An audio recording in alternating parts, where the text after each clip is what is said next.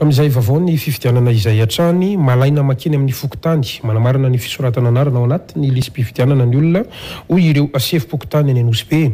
Misy ireo olona tsy mazoto hifidy ka tsy miraika amin'ny fanavoazana mandeha amin'izao fotoana izao. Nanambara ny afilohan'ny fikambanany asefim-pokotany ao Anosy Be fa izy ireo mihitsy no hitety-trano anoratra ny anaran'ny olona tsirairay avy. Andeha hoarantsika izay fanadidinjay. Fa miezaka zay na eny an-dalana na mikarte hoe tonga ny boky lista fanavaozana ny lisy mpifidianana, misy ndray tonga de mitondra carte d'identité, misy ny tonga de manoratra anarana.